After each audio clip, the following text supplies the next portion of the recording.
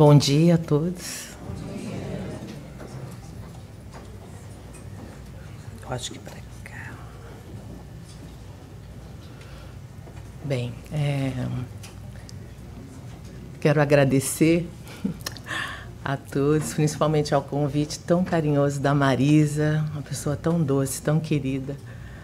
E agradecer a equipe espiritual, aos benfeitores que trabalham nessa casa, que acompanham todo esse carinho, essa dedicação, né, que a gente sente ao entrar aqui. Demos graças a Deus, a Jesus e aos benfeitores espirituais que nos acompanham, que estão nesta casa, aos nossos mentores, porque cada um de nós, ao entrar nesta casa, ou numa igreja, ou em qualquer casa religiosa para falar de Jesus, a gente está bem acompanhado com um mentor. Cada um de nós tem um mentor. E, com certeza, todos que estão aqui nesse momento estão com seu mentor do seu lado. O convite da Marisa foi para a gente falar, fazer algumas reflexões sobre Jesus, um rei diferente, né? Jesus, ele é um guia e modelo da humanidade. Se ele é guia e modelo, é alguém muito especial para que todos nós aprendamos com os exemplos dele, sigamos o exemplo dele, literalmente, de todas as formas, em todas as situações. A gente separou aqui alguns itens, né? Mas, assim, nós vamos falar hoje da pessoa mais linda do mundo. Uma pessoa, um espírito puro, perfeito, que veio até nós por amor, por misericórdia, que nos ama incondicionalmente, porque quer nos ver avançar, né? E ele veio para isso, para nos ser como um guia, como um modelo. Se a gente tiver dúvida como agir, é só a gente ver as lições que ele nos trouxe, o exemplo de vida dele, que nós temos aí como pérolas, né? É um tesouro nas nossas mãos, na literatura espírita, na própria Bíblia. Jesus significa Salvador e Cristo, o escolhido.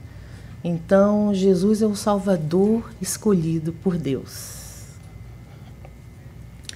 Jesus nasceu em Belém.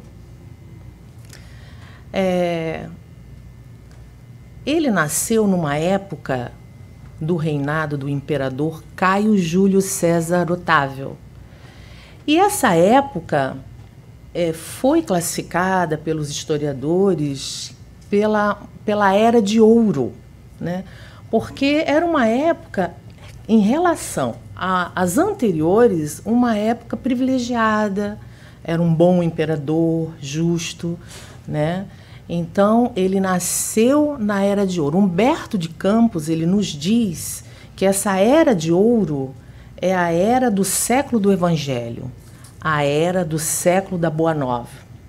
A maioria das pessoas, elas sentiam naquela época uma energia no ar maravilhosa, sentia algo, sabe? Quando a gente está com uma intuição de uma coisa muito boa que vai acontecer, as pessoas estavam assim, sentindo que tinha algo muito bom no ar.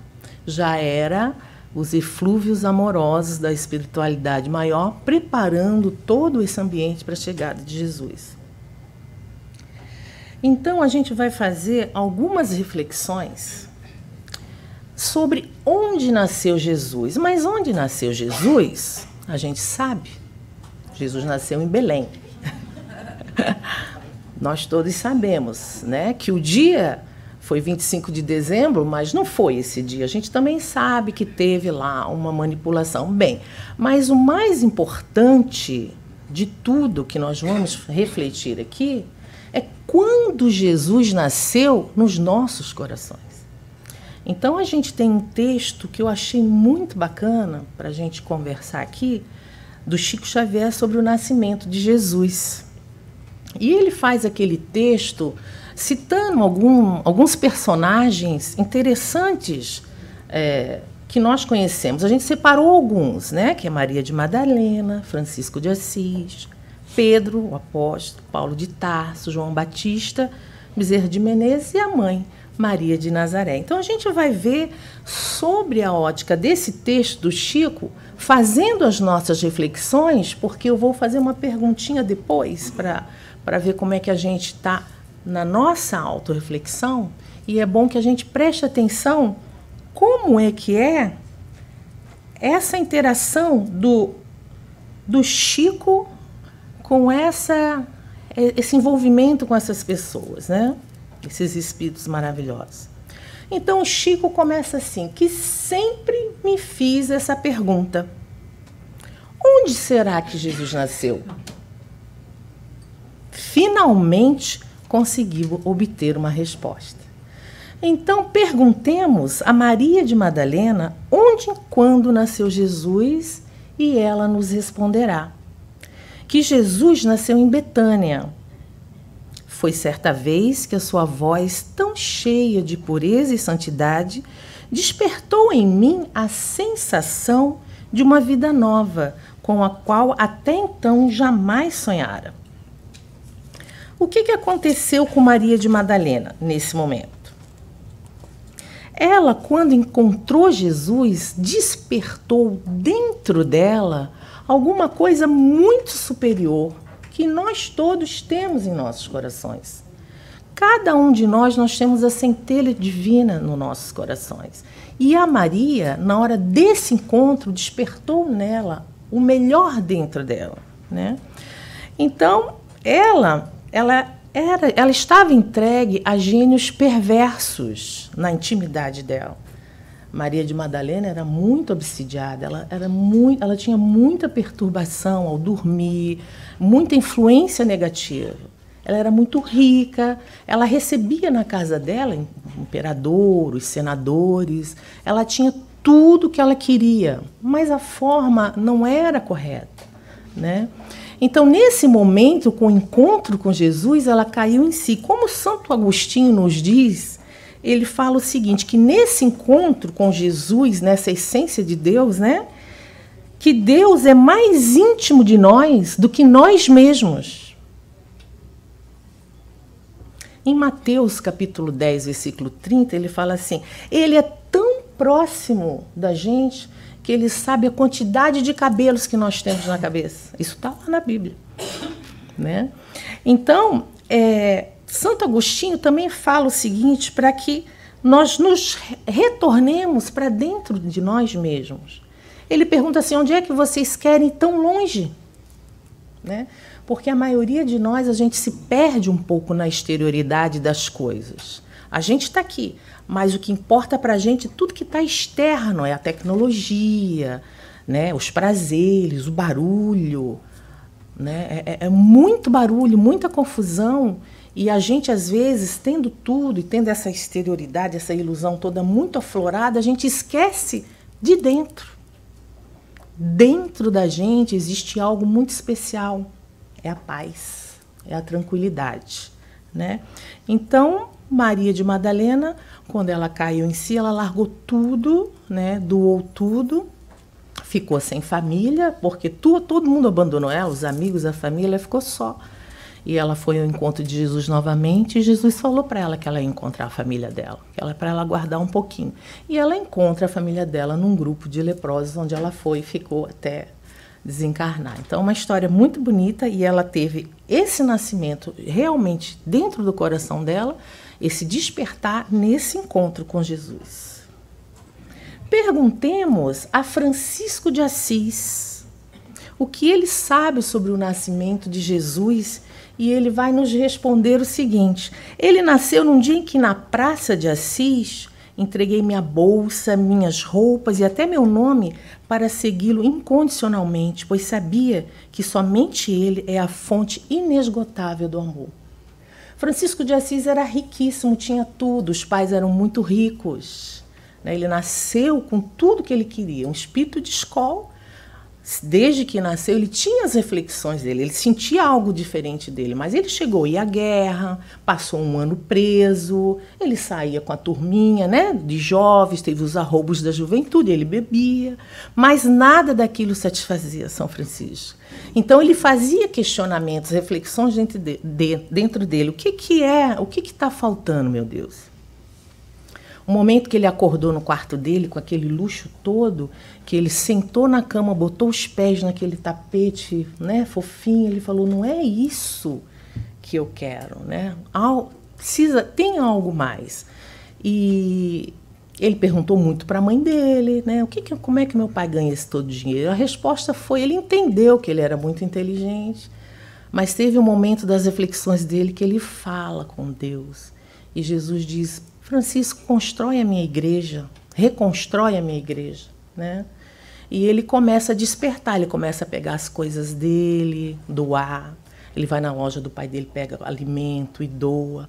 Até que um dia o pai, já um pouco chateado, né, com essas coisas que ele fazia por conta própria, ele na Praça de Assis, ele chegou e falou, Francisco, né, você está acabando com a sua herança. E o Francisco olhou assim para o pai dele, pai, eu não quero nada, eu não quero herança, eu não quero nada. Ele tirou toda a roupa, deixou lá a bolsa e tudo, e virou as costas e andou, foi nu. A partir desse momento ele esqueceu quem ele era, o nome, tudo que tinha. Sem nada ele começou a construir a igreja, conseguiu seus discípulos. Então nesse momento na praça ele realmente se encontrou. E eu acho muito bonito, eu peguei um trechinho aqui da oração que ele faz para Jesus, para esse despertar, porque ele fica com dúvida desse proceder, né? Então ele fala assim, eu quero ser útil, meu Pai, bom e agradável, mas como fazer? Traça, meu Pai, em meu coração o teu programa que eu seguirei. Então é isso, gente. Despertou dentro de Francisco a santidade dele, a luz que ele tinha como espírito de escola que ele era. Porque a gente tem muita coisa externa que atrapalha a nossa luz. Jesus já falava, brilha a vossa luz. Então nós temos muita luz dentro da gente e a gente precisa mergulhar e brilhar. Estava vendo um trechinho no culto lá com meu marido, onde diz assim, se você tem o sustento e o que cobrir, seja contente, né? Então, às vezes, a pessoa fica querendo muita coisa externa e tem tudo, algumas pessoas têm tudo externamente, mas não são felizes. Então, o que falta aí? É um mergulho para dentro de si, para a sua luz própria, né? Perguntemos a Pedro quando deu o nascimento de Jesus, o apóstolo Pedro, que andou com Jesus vendo todas aquelas obras maravilhosas que Jesus fez. E ele nos responderá. Jesus nasceu no pátio do palácio de Caifás, na noite em que o galo cantou pela terceira vez, no momento em que eu o havia negado. Foi nesse instante que acordou minha consciência para a verdadeira vida. Vejam só, meus irmãos, Pedro é o apóstolo que andava com Jesus. Pedro falou para Jesus que se precisasse, ele daria vida por Jesus. Mas na hora que ele ficou com medo da perseguição, do sofrimento que ele poderia ter, né, sendo um seguidor de Jesus, ele nega Jesus. E quando ele nega pela terceira vez, ele lembra que Jesus tinha dito que ele ia negar.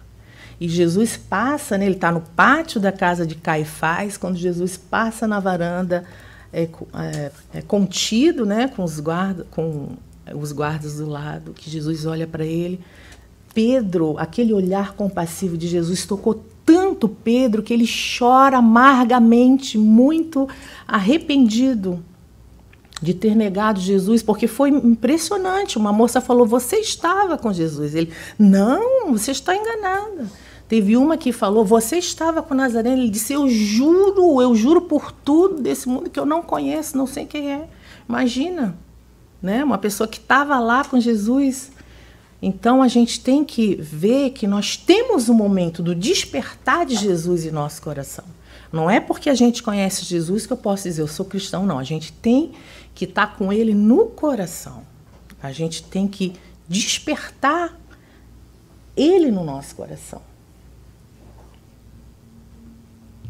Perguntemos a Paulo de Tarso, que todos conhecem aqui, né? Quando se deu o nascimento de Jesus. E ele nos responderá.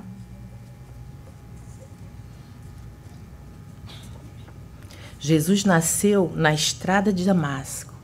Quando, envolvido por intensa luz que me deixou cego, pude ver a figura nobre e serena que me perguntava: Saulo, Saulo, por que me persegues? Na cegueira passei a enxergar um mundo novo, quando eu lhe disse: Senhor, o que queres que eu faça? Saulo é Paulo de Tarso, né? Ele ia prender Ananias. Ananias era um dos líderes do cristianismo na época, né? E quando aquela luz apareceu no deserto, na estrada de Damasco, a Saulo de Tarso, que é Paulo, né? Ele olhou aquilo, mas aquela luz tocou nas fibras dele e ele ficou cego. E quando Jesus pergunta para ele: por que me persegues? Ele ficou assim, sem saber. E aquela sensação, ele falou: então, Senhor, o que queres que eu faça? Aí Jesus disse para ele ir para a cidade, que lá ele ia receber o recado. Quando ele vai para a cidade, ele se hospeda numa hospedaria e fica lá sofrendo, cego, com dores, né? Aguardando. Jesus vai lá em Ananias e fala: Ananias? E Ananias fala: eis-me aqui, Senhor. Aí Jesus dá a orientação para ele, ele vai lá na hospedaria, impõe as mãos nos olhos de Paulo de Tarso, o perseguidor que ia prender Ananias, ele foi lá curar. Quando ele abre os olhos e fica tocado, agradecido, emocionado. E a partir daí, um dos maiores perseguidores do cristianismo, dos cristãos, de todo aquele movimento, se transforma no maior defensor do Evangelho de Cristo. Nesse momento, despertou dentro de Paulo Jesus Cristo. E ele é fiel a Jesus até desencarnar, todos os dias da vida dele. Perguntemos a João Batista quando se deu o nascimento de Jesus, e ele nos responderá que Jesus nasceu num instante em que, chegando ao Rio Jordão, pediu-me que o batizasse. E ante a meiguice do seu olhar, a majestade da sua figura, pude ouvir a mensagem do alto. Este é meu filho amado, no qual pus a minha complacência. E isso foi um fenômeno mediúnico de voz direta, né? Compreendi que chegara o momento dele crescer e eu diminuir, para a glória de Deus. João Batista, na hora que olha nos olhos de Jesus, que vê que é ele que está chegando, ele fala: não, o Senhor que tem que me batizar, não eu. Jesus fala: seja feita a vontade do meu Pai, abaixe João Batista. Então, nesse momento, ele reafirmou aquele voto que ele já tinha, né, de fé em Deus e Jesus. Perguntemos ao Dr. Bezerra de Menezes, que todos conhecem aqui. Alguém não conhece o Dr. Bezerra de Menezes? Todos conhecem. Jesus nasceu no dia em que descia as escadas da Federação Espírita Brasileira, e um homem se aproximou, dizendo: vim devolver-lhe o abraço que me deste em nome de Maria, porque renovei minha fé e a confiança em Deus. Foi naquele instante que percebi a sua misericórdia e seu imenso amor pelas criaturas. Dr. Bezerra de Menezes, depois de um trabalho mediúnico na Federação Espírita Brasileira, no Rio de Janeiro, ele desce as escadarias e, quando ele vai pelas calçadas da Avenida Passos, veio um senhor desgrenhado, né, descabelado, olha o doutor Bezerra e fala: pelo amor de Deus, me ajuda, eu estou doente, minha mulher está doente, eu tenho 2 filhos, nós estamos passando fome, eu estou procurando emprego e não acho, né, me ajuda. O doutor Bezerra não tinha dinheiro, já tinha doado o anel de formatura dele e não tinha mais nada. Naquele momento, o doutor Bezerra fechou os olhos e pediu a Maria, né, um auxílio. E o doutor Bezerra pergunta a ele, para esse senhor: você confia na mãe de Jesus? E ele falou: confio. Então me abraça aqui. O doutor Bezerra abraçou ele apertado, com vontade. Deus te abençoe em nome de Nossa Senhora. Né? Mantenha sua fé firme em Nossa Senhora. Vá para casa, abrace a sua esposa e os seus filhos e os abençoe da mesma forma que eu estou fazendo. Ele foi para casa. Chegou em casa, abraçou a esposa, falou a mesma coisa: Deus abençoe em nome de Nossa Senhora, os filhos. Fizeram uma prece a Maria Santíssima e foram dormir. Quando beberam água, né? Não tinha comida, não tinha nada, beberam só água. Quando eles acordaram, eles estavam sem febre, animados, como estivessem comendo normalmente durante aqueles dias sem comida. E ele, tão feliz, ele saiu. Na primeira porta aberta, ele entrou para pedir emprego e conseguiu. Então, quando ele começou a trabalhar, repôs a comida no lar, todos ficaram bem, ele voltou para agradecer ao doutor Bezerra de Menezes nesse abraço. Então, o doutor Bezerra de Menezes viu aí o tamanho da misericórdia e o imenso amor de Deus por nós, um abraço sincero. Quer dizer, o doutor Bezerra de Menezes, com o fluido que ele já tinha, a fé e a vontade grande de ajudar, ele deixou nele ali a mesma energia e ele distribuiu em casa. Potencializado por Maria, né? Que o doutor Bezerra era muito bem acompanhado espiritualmente. Então, ele chegou lá só com a energia de amor, de fé, de vontade. E ele saiu dali iluminado. Quando a gente está bem, a gente atrai coisa boa, conseguiu um emprego. Então, essa história é muito bonita. Ele está no livro Casos do Dr. Bezerra de Menezes, de Ramiro Gama, né? É editora Lei, que é muito interessante, esse livro é muito bonito. Perguntemos finalmente a Maria de Nazaré: onde e quando nasceu Jesus? E ela vai nos responder. Jesus nasceu em Belém, sobre as estrelas que eram foco de luzes, guiando os pastores e suas ovelhas ao berço de palha. Foi quando o segurei em meus braços pela primeira vez e senti cumprir a promessa de um novo tempo através daquele menino que Deus enviara ao mundo para ensinar aos homens a lei maior do amor. Mãe, né? Mãe falando. Maior alegria da vida dela, recebendo Jesus. Imagine aquela energia de amor contagiando Maria, a mãe, os pais, todos que foram visitar, até os animaizinhos que estavam ali, estavam todos assim, né, num êxtase de alegria. É muito bonito esse texto do Chico. Agora nós vamos pensar um pouquinho, pensemos um pouquinho. Vamos fechar um pouquinho os nossos olhos, um minutinho. Vamos fechar todo mundo os nossos olhos. Quando Jesus nasceu para nós, vamos refletir. Quando é que tivemos uma dor muito grande que nos despertou para algo sublime, que depois de algum tempo a gente viu que aquela dor foi muito boa, não foi tão ruim como eu pensava? Quando foi que, num momento de muita alegria, eu reafirmei, reforcei a minha fé em Jesus?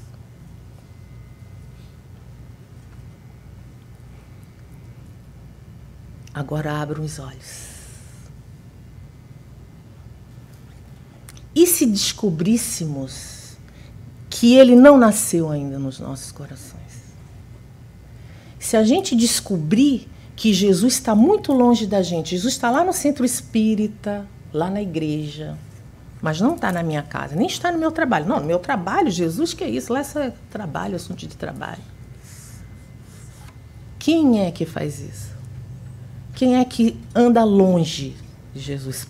Pedro, depois de tudo aquilo que aconteceu, ele fala que nós temos que estar próximos ao lado de Jesus Cristo, imitando em todos os acontecimentos da nossa vida o exemplo dele, porque ele é o nosso guia e modelo. Então, se a gente deixar Jesus longe, né? Eu ajudo a minha família, mas ele está dizendo para eu perdoar o inimigo. Não, inimigo não, peraí. Então deixa Jesus lá. Quando que me convém, Jesus fica pertinho de mim. Quando não me convém, ele fica bem longe. Não é assim. Né? Não é assim. A gente tem que ter Jesus nos nossos corações em todas as situações. Nós temos que lutar contra as nossas imperfeições, porque a gente está num momento de sedimentar definitivamente as lições de Jesus nos nossos corações. Ele precisa nascer nos nossos corações, porque a gente está caminhando e voltando, né? Reencarnando muitas vezes. A gente está com tudo na mão, a gente está com guia, a gente está com o livro da orientação, da conduta, né? A gente tem o livro da conduta moral para seguir. Vamos fazer com que Jesus desperte, né? De lança em riste, jamais a gente vai ter a felicidade e a paz, né? A gente está pronto para atacar, né? Qualquer coisinha eu me defendo, não levo para casa nada, eu resolvo tudo, levei dou um troco na hora. Não pode, gente. A cruz de Jesus é uma espada com a lâmina voltada para baixo. Jesus é a materialização do amor, né? Então, nós temos que prestar atenção nessa leitura que eu gosto muito. Emmanuel, no Fonte Viva 114, tem lá, embainha tua espada, que é de João, capítulo 18, versículo 11. É para que a gente não esqueça de que a maior batalha a gente traçar é dentro de nós mesmos, com as nossas dificuldades. Não é externo, é dentro. Porque se a gente resolve dentro, todo o externo é resolvível, né? A gente tem até uma capacidade maior para resolver as nossas coisas e as coisas, até ajudar a dar uma opinião boa, se nós seguirmos um rei diferente. Esse rei diferente é Jesus. Então, procuremos urgentemente fazer com que ele nasça um dia desses. Porque quando isso acontecer, nós teremos finalmente entendido o Natal e verdadeiramente encontrado a luz. O Natal é todo dia, gente. O Natal é todo dia. Jesus está nas nossas vidas todos os dias, todos os minutos, todos os segundos, né? Isso é que a gente tem que incorporar. A gente não precisa ter dúvida como agir, como tomar decisões. Ele é o nosso guia e exemplo. Se a gente tiver dúvida, vai lá. Deixa eu ver como é que Jesus faria nesse momento. É claro que nós somos muito imperfeitos, mas tentar nos esforçar um pouquinho, né, para seguir o exemplo de Jesus já é bastante proveitoso para nós, né? Jesus é o Messias da humanidade. Existe uma comunidade de espíritos puros e eleitos pelo Senhor Supremo do Universo, em cujas mãos se conservam as rédeas diretoras da vida de todas as coletividades planetárias. E Jesus é um desses membros divinos. Eles já se reuniram nas proximidades da Terra algumas vezes. A primeira vez foi quando o orbe terrestre se desprendia da nebulosa solar. Então, Jesus, com a sua turma, né, espíritos de Skol, manipularam as energias, prepararam a atmosfera, prepararam um planeta para que lá houvesse vida.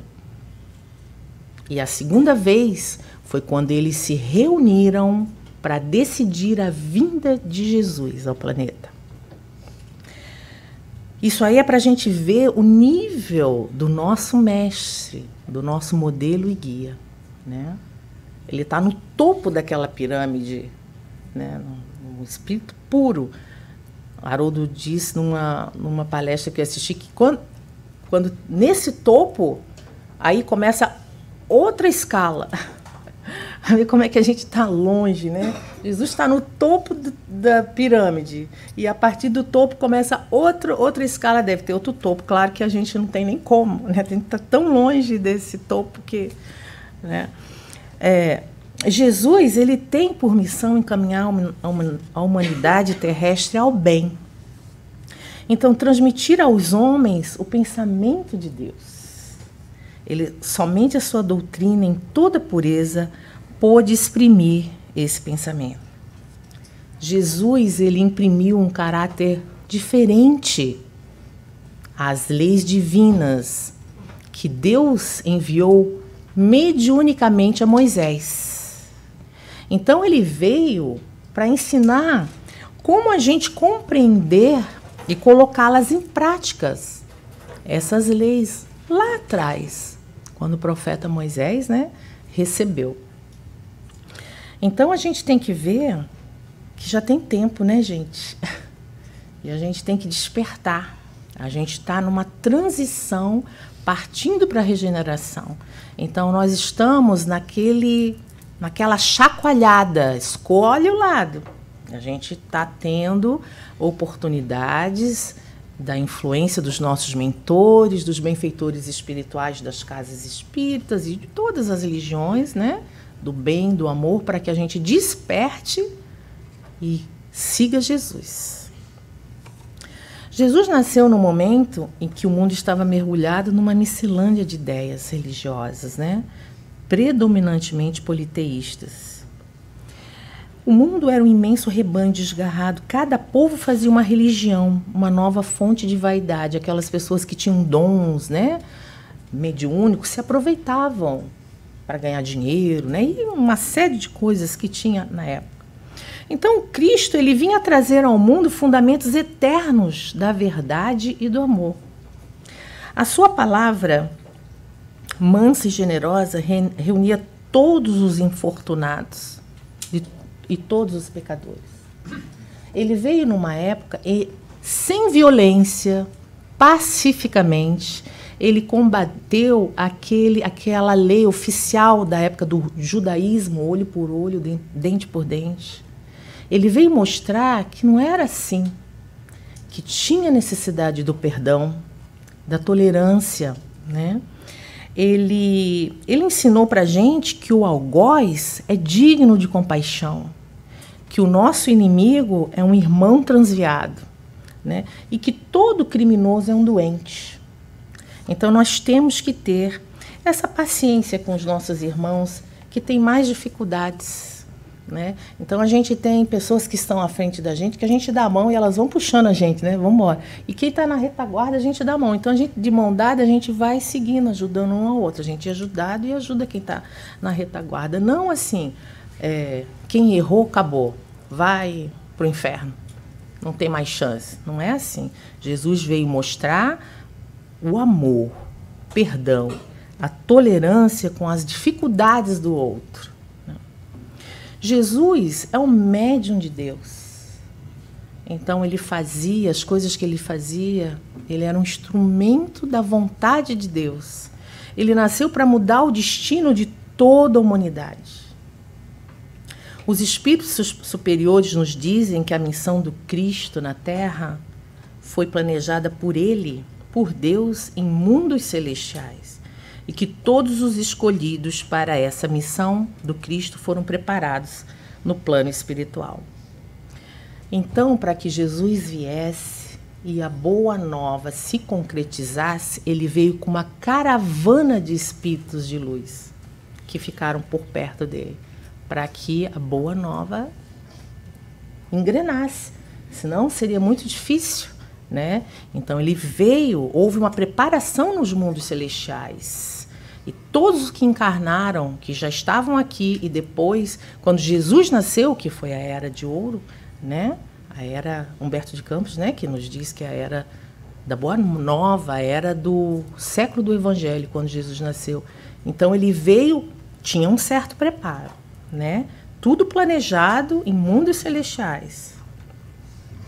Sua mediunidade divina operava pela alta capacidade eletromagnética positiva que ele mesmo possuía, atuando nas camadas espirituais doentias do ser necessitado. Assim como em casos mais extraordinários, a reconstituição de membros amputados, né? Então, se ele é nosso guia e modelo, nós podemos fazer o que Jesus fez? Podemos? Se ele é o nosso modelo e guia, nós podemos fazer o que Jesus fez. O que Jesus fez foi uma coisa natural. A gente, é difícil da gente entender. Mas hoje em dia, no século XXI, a gente já entende mais. Existem muitas pessoas anônimas pelo Brasil inteiro fazendo curas, né? É preciso ter o quê? Uma fé firme e uma vontade muito grande de ajudar o outro. E ter os fluidos, né? Você adquire esses fluidos salutares quando você é bom, deseja o bem ao próximo. Você tem fé e uma vontade forte. No Rio de Janeiro tem o lar Frei Luiz, em Jacarepaguá. Alguém conhece? É maravilhoso. Lá existem cirurgias espirituais com muitas curas. Eu posso falar que é milhares de curas. Existe um hospital espiritual, 3 ou 4 andares, se eu não me, né, mais ou menos. E o Dr. Paulo Frutuoso, um médico que trabalha nessas cirurgias, ele trabalha com o Dr. Frederic, que é um médico que se materializa. Ele chega lá, oi Paulo, vamos trabalhar? Vamos, Dr. Frederic. Vai lá, Dr. Paulo que nos conta isso. Está lá, um desenganado pelos médicos da Terra, não tem jeito, problema no coração. Risco 4, se fizer a cirurgia, vai desencarnar na mesa. Não convém fazer, melhor esperar, na hora que der, desencarnar vai. Foi lá no Frei Luiz, fez a triagem e recebeu o amparo. Dr. Frederic chegou, Dr. Paulo foram lá trabalhar os dois, impondo as mãos no coração. De repente está saindo alguma coisa aqui do coração. O Dr. Frederic, espírito materializado, fala assim: Paulo, puxa aí esse negócio branco aí. Aí o Dr. Paulo olhou para ele, sim, estava com a luva, porque lá é como se fosse uma cirurgia num hospital mesmo, material. O Dr. Paulo vai lá, pega aquele negócio e puxa. Quando ele vê na mão dele, ele olha assim, uma válvula mitral. Se eu estou com a válvula mitral dele aqui na mão, ele está vivo. Aí o doutor Frederic fala, não, quando você foi puxando, eu fui materializando. Então é um trabalho em conjunto. O médico espiritual usa o fluido do doutor Paulo, né? E a fé, a boa vontade, o espírito de caridade, eles reconstruíram um órgão. Isso é porque eu sei, mas existem muitos casos que eu não sei, nós não sabemos, que as pessoas estão usando uma lei natural, que se Jesus é guia e modelo, o que ele fez, nós podemos fazer. Mas temos que ser bons, temos que criar essa atmosfera em volta da gente de bondade, a gente tem que desejar ao próximo o bem, a gente tem que guardar a nossa espada com a lâmina voltada para baixo. Se ficar com ela em pé, se vier alguma coisa, me defendo. A gente tem o direito de se defender, sim, mas não atacar, né? Não se vingar. Então, todas essas orientações que nós temos do Cristo, se a gente seguir e se esforçar para seguir, nós podemos fazer o que ele fez, né? E tem muitos casos, né? A Madre Teresa de Calcutá, o próprio Chico fez muitas curas, Divaldo Franco. Está até num livro de Divaldo. Então, tem muita coisa. E pessoas anônimas que estão fazendo muitas curas, né? Era ele quem predominava sobre a matéria, dominava o fluido cósmico universal, conhecia os elementos necessários para operar e realizar a cura de cada necessitado. Jesus, o homem mais evoluído que esteve nesse planeta, foi o mais simples e o mais desprendido. Um rei bem diferente, né, gente? Foi aquele que mais serviu e mais amou, e menos foi amado e reconhecido pelos seres aqui encarnados.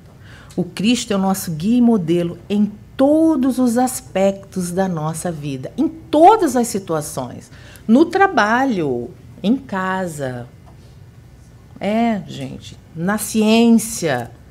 Imagine o homem mais inteligente, o QI mais o maior QI do planeta Terra, o homem mais rico do planeta. Jesus está acima desses bilhões de anos na frente, entendeu? Ele sabe tudo muito mais que todos esses.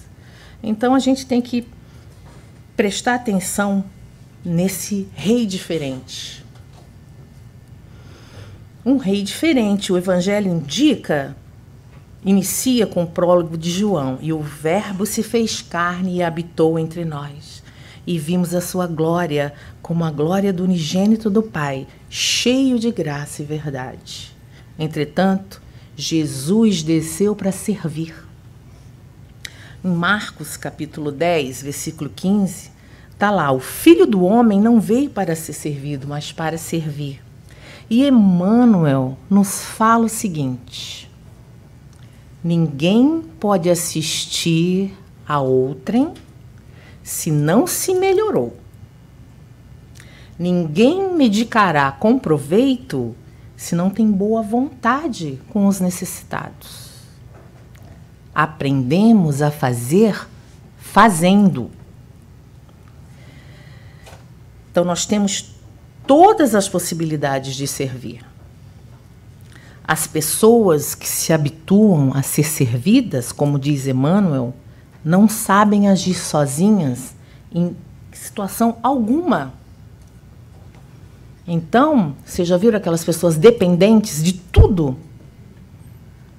Não pode, gente. Nós somos individuais e nós temos a nossa força, a nossa energia, a nossa fé, a nossa boa vontade, e nós temos Deus.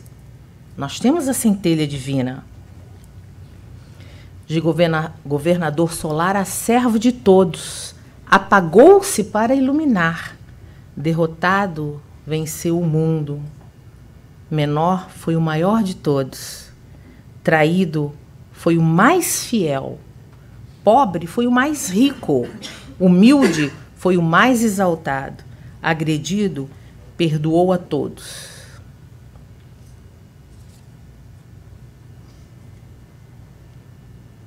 Na vida, encontrou a fé num centurião romano pagão. A palavra na mulher canaíta. O agradecimento no odiado leproso samaritano. O cuidado numa mulher pecadora. Prestem atenção, gente. Na cruz, no martírio, ensinou que a morte transforma-se em vida. A vitória surge na aparente derrota. A glória é alcançada nas lutas mais penosas. Jesus foi um rei diferente. Quantas vezes nós aqui, ou muitas pessoas, já falaram assim: isso que aconteceu na minha vida é injusto demais. Eu não merecia isso. Quantas pessoas já falou isso aqui? Todos? Eu já. Mas por que isso aconteceu comigo? Com a minha filha, com a minha mãe, com o meu amigo, com a minha amiga? Isso é muito injusto, não podia, não merece, a pessoa tão boa. Né? Gente, lá na justiça das aflições, no Evangelho, está escrito assim: logo, as vicissitudes da vida derivam de uma causa, e pois que Deus é justo, justo há de ser essa causa. Nós cremos no Evangelho? Acreditamos? Se estamos aqui, a gente acredita. Então, isso é uma verdade, gente. Tudo é justo. É aquilo, né? Estava conversando com meu marido, a gente faz muitas reflexões. E assim, tudo de ruim ou de bom a gente já sabe, né? Gosta. Mas tudo que acontece de ruim na nossa vida, uma traição, uma perda dolorosa, tudo de ruim, no final das contas, o objetivo é bom. Está lá, escrito no Evangelho, que é a justiça divina. Agora, a gente acredita na pluralidade das vidas, lá atrás, né? E nada é injusto. Tudo está certo. O mundo está uma bagunça. Ué, a gente merece estar aqui. A gente vai ficar esperto num mundo desse, porque a gente vai servir. Se a gente servir aos outros, a gente vai desenvolver habilidades e a gente vai ser mais capacitado. Quanto mais habilidade, mais servir, mais capacitados nós seremos. A coroa de Jesus era de ouro? Era de espinho. Por que a gente quer ter uma coroa de ouro? Quem somos nós? Se esse mestre, esse espírito de luz, por compaixão, veio até aqui nos servir, um espírito que está além do pico da escala, né? Um espírito que se junta aos governadores de outros planetas para decidir manipular a energia de um mundo. Ele teve uma coroa de espinho, gente. Por que a gente quer ter uma de ouro? A gente tem que fazer as nossas reflexões. Ao invés de um palácio, a estrebaria. Ao invés de um berço de ouro, uma manjedoura. Ao invés de uma coroa de ouro, uma de espinhos. Ao invés de um trono, uma cruz. Mestre querido, dai-nos compreensão para sermos teus servos. Os espíritos de escola, eles se posicionam como servos do Cristo. Uma coisa aqui linda de... Eu vou falar aqui um trechinho de uma prece de um espírito de escola. Quero ver se vocês sabem de quem é. Um trecho. Jesus, pelo teu sublime sacrifício, pelos teus martírios na cruz, dá a esses a que acham ligados ao pesado fardo da matéria, orientação perfeita do caminho e da virtude, o único pelo qual podemos te encontrar. Jesus, paz a eles, misericórdia aos nossos inimigos, e recebe em teu seio bendito a prece do último dos teus servos. Quem é? Ismael! Ismael, o guia e protetor do Brasil, o último dos teus servos. Que coisa linda, né? A gente também tem que ser, né? O último dos últimos dos últimos. Jesus, embora não tenha deixado nada escrito, é o modelo e guia da humanidade, enviado por Deus para nos ensinar a lei do amor. Com o amor a gente pode tudo, com fé, com força de vontade, a gente pode curar. Vocês sabem disso. Todo mundo conheceu uma benzedeira que curou uma criança doente, todo mundo... A gente sabe disso, a gente ainda não incorporou 100% para a gente poder fazer isso também. Né? Jesus tem que nascer definitivamente nos nossos corações. A sua vida de obediência ao Pai, como médium de Deus, né? Renunciando à própria vida, deve constituir-se para todos os cristãos um estímulo constante à prática do bem na terra. Que Jesus nasça em nossos corações e que seja sempre Natal em nossas vidas, para que nunca nos falte a esperança e a alegria cristã. Jesus tem uma carta do Públio Lentulus, né? Que ele escreveu para o imperador falando de Jesus. Meu marido fez o vídeo e nós vamos passar aqui para vocês. Uma coisa emocionante, como um senador romano detalha o encontro dele com Jesus. Vai passar agora? Uhum.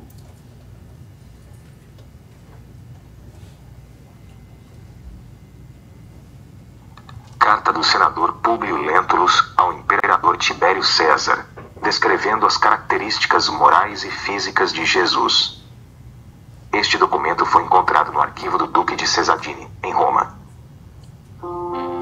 Sabendo que desejas conhecer quanto vou narrar, existindo nos nossos tempos um homem, o qual vive atualmente de grandes virtudes, chamado Jesus, que pelo povo é inculado o profeta da verdade, e os seus discípulos dizem que é Filho de Deus, Criador do céu e da terra, e de todas as coisas que nela se acham e que nela tenham estado.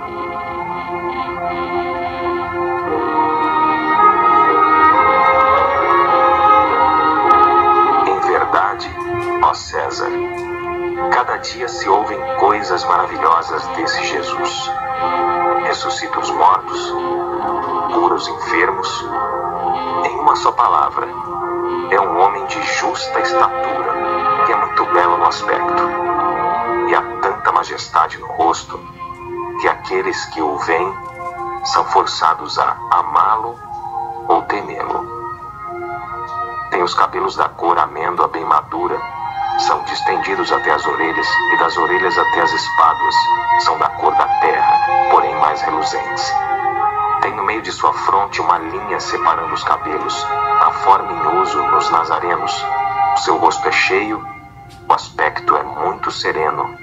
Nenhuma ruga ou mancha se vê em sua face, de uma cor moderada. O nariz e a boca são irrepreensíveis. A barba é espessa, mas semelhante aos cabelos, não muito longa, mas separada pelo meio. Seu olhar é muito afetuoso e grave. Tem olhos expressivos e claros. O que surpreende é que resplandecem no seu rosto como os raios do sol. Porém, ninguém pode olhar fixo o seu semblante, porque quando resplandece, apavora, e quando ameniza, faz chorar. Faz-se amar e é alegre com gravidade. Disse que nunca ninguém o viu rir, mas antes chorar. Tem os braços e as mãos muito belos.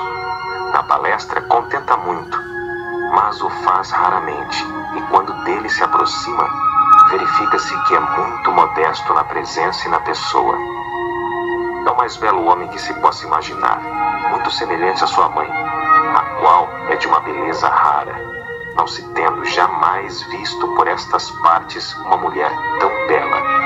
Porém, se a majestade tua, ó César, deseja vê-lo, como no aviso passado escreveste, dá-me ordens que não faltarei de mandá-lo o mais depressa possível. De letras, faz-se admirar de toda a cidade de Jerusalém. Ele sabe todas as ciências e nunca estudou nada. Ele caminha descalço e sem coisa alguma na cabeça. Muitos se riem vendo-o assim. Porém, em sua presença, falando com ele, tremem e admiram. Dizem que um tal homem nunca fora ouvido por estas partes. Em verdade, segundo me dizem os hebreus, não se ouviram jamais tais conselhos de grande doutrina como ensina este Jesus. Muitos judeus o têm como divino e muitos me querelam, afirmando que é contra a lei de tua majestade. Eu sou grandemente molestado por estes malignos hebreus. Diz-se que este Jesus nunca fez mal a quem quer que seja, mas ao contrário, aqueles que o conhecem e com ele têm praticado, afirmam ter dele recebido grandes benefícios e saúde. Porém, à tua obediência estou prontíssimo. Aquilo que tua majestade ordenar será cumprido. Vale da majestade tua, fidelíssimo e obrigadíssimo, Públio Lentulus, senador romano, presidente da Judéia.